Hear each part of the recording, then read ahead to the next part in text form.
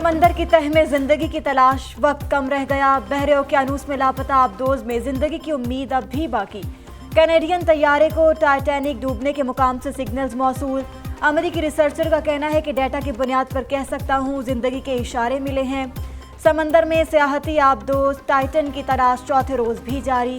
آبدوز میں صرف 30 گھنٹے سے کم وقت کی آکسیجن باقی رہ گئی۔ ٹائٹینک کا ملبہ دکھانے لے جانے والی آبدوز 18 جون کی سپہر کو لاپتہ ہوئی۔ لاپتہ سیاحتی آبدوز میں سوار 5 مسافروں میں اہم شخصیات شامل۔ پاکستانی صنعتکار حسین داؤد کے صاحبزادے شہزادہ داؤد اور ان کا بیٹا سلیمان داؤد ٹائٹن میں موجود۔ برطانوی ارب پتی بزنس مین بھی ٹائٹینک دیکھنے کے لیے آبدوز میں گئے۔ سیاحتی آبدوز بنانے والی کمپنی اوشین گیٹ کے چیف ایگزیکٹو خود بھی لاپتہ ہونے والوں میں شامل۔ فرانسیسی بحریہ کے غوطہ خور پی ایچ نارجولیٹ اور مہم جو ہمیش ہارڈنگ بھی زیر سمندر گئے۔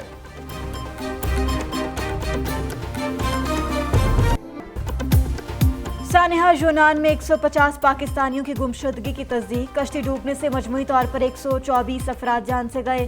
ریسکیو ٹیموں نے کشتی میں سوار 102 لوگوں کو زندہ بچایا۔ زندگی کی طرف لوٹنے والوں میں 15 پاکستانی شامل۔ پاکستان اور آزاد کشمیر کے باشندے حادثے کا شکار ہوئے۔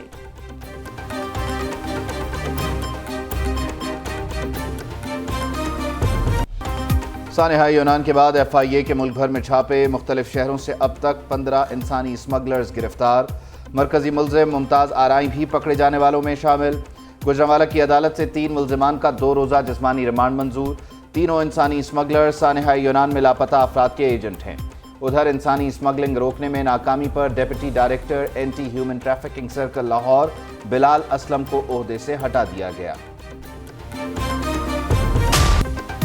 انسانی اسمگلرز اور ایجنٹس کی کارروائیاں بروقت کیوں نہ روکی گئیں؟ متعلقہ اضلاع کی انتظامیہ اس وقت کیا کر رہی تھی؟ وزیر اعظم شہباز شریف کا سانحہ یونان سے متعلق اجلاس میں اظہار برہمی۔ سانحے کے ذمہ داروں کو جلد کیفر کردار تک پہنچانے کی ہدایت۔ وزیر داخلہ رانا ثناء اللہ تحقیقات کی نگرانی کریں۔ ذمہ داروں کو سزا دلوانے کے لیے ضروری قانون سازی کے لیے تجاویز تیار کرنے کا بھی کہہ دیا۔ تحقیقاتی کمیٹی کو کارروائی مکمل کر کے جلد رپورٹ پیش کرنے کی ہدایت۔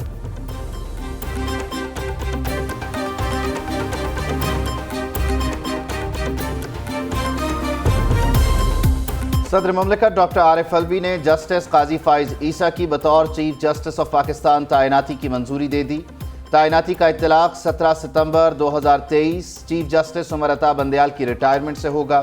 صدر مملکت نے چیف جسٹس کی تعیناتی آئین کے آرٹیکل 175(a)(3) کے تحت کی۔ صدر عارف الوی نئے چیف جسٹس سے 17 ستمبر کو عہدے کا حلف لیں گے۔ وزیر اعظم نے ملکی معیشت کی بحالی کے لیے ایپیکس کمیٹی بنا دی۔ شہباز شریف کمیٹی کی قیادت کریں گے۔ آرمی چیف اور عسکری حکام بھی ایپیکس کمیٹی میں شامل۔ وزیر خزانہ، وزیر منصوبہ بندی، وزیر دفاع اور وزیر دفاعی پیداوار کمیٹی ارکان میں شامل۔ آئی ٹی، فوڈ سیکیورٹی اور پیٹرولیم اور قدرتی وسائل کے وزراء بھی ایپیکس کمیٹی میں بیٹھیں گے۔ کمیٹی معاشی بحالی کے لیے بیرونی سرمایہ کاری پر فریم ورک تیار کرے گی۔ ایپیکس کمیٹی پاکستان میں سرمایہ کاری کے لیے دلچسپی رکھنے والے ممالک کے لیے سہولت کاری کرے گی۔ سعودی عرب، متحدہ عرب امارات، قطر اور بحرین سمیت 5 بڑے ممالک پاکستان میں بڑی سرمایہ کاری کے لیے تیار۔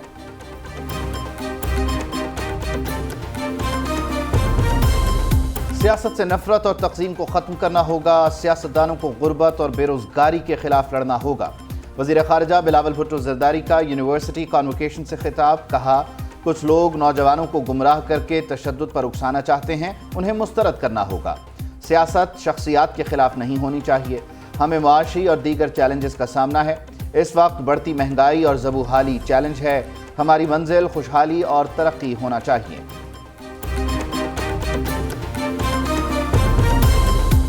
کیا الیکٹرک صارفین پر ₹1.52 فی یونٹ سرچارج عائد۔ امپورٹ پالیسی آرڈر 2022 اور لکڑی کی مصنوعات کے لیے شرائط مکمل۔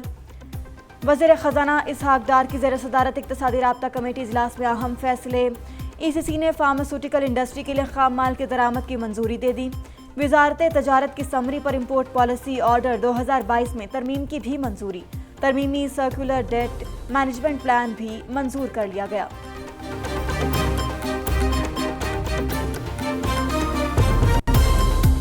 وزیر خزانہ اسحاق ڈار سے امریکی سفیر ڈونلڈ بلوم کی ملاقات۔ پاک امریکہ 2 طرفہ تعلقات پر گفتگو۔ وزیر خزانہ نے ملکی اقتصادی صورتحال سے آگاہ کیا۔ IMF پروگرام سے متعلق بھی بات چیت ہوئی۔ اسحاق ڈار نے امریکی سفیر سے قرض پروگرام میں معاونت کی درخواست کر دی۔ ڈونلڈ بلوم کی IMF کے معاملات پر تعاون کی یقین دہانی۔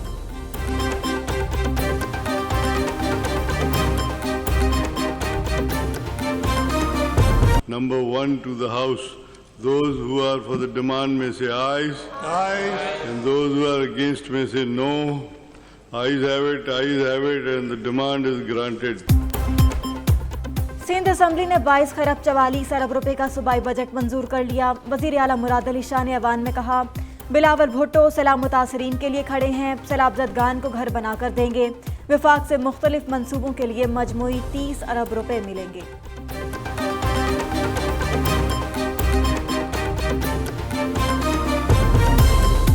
آزاد کشمیر قانون ساز اسمبلی سے مالی سال 2023-24 کا بجٹ کثرت رائے سے منظور۔ مالی سال کے بجٹ کا حجم 2 خرب 32 ارب 4 کروڑ 70 لاکھ روپے ہے۔ غیر ترقیاتی اخراجات کے لیے 190 ارب 4 کروڑ روپے مختص، ترقیاتی اخراجات کے لیے 42 ارب روپے مختص کیے گئے ہیں۔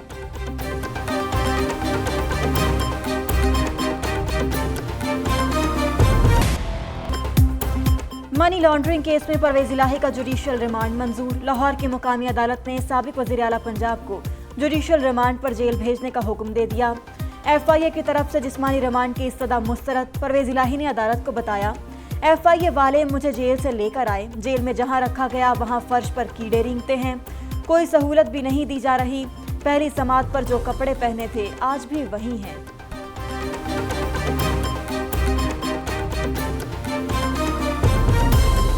9 مئی کے جلاؤ گھیراؤ میں ملوث ملزمان کے گرد گھیرا مزید تنگ۔ تھانہ گلبرگ میں درج مقدمے میں میاں اسلم اقبال اور زبیر نیازی کے ناقابل ضمانت وارنٹ گرفتاری جاری۔ تھانہ ریس کورس کے مقدمے میں حماد اظہر، حسان نیازی، زبیر نیازی اور خالد گجر کی گرفتاری کا حکم۔ انسداد دہشت گردی عدالت لاہور کی ایڈمن جج نے وارنٹ جاری کیے۔ ادھر جناح ہاؤس حملہ کیس میں گرفتار 180 ملزمان کی درخواست ضمانت پر فیصلہ کل تک مؤخر کر دیا گیا۔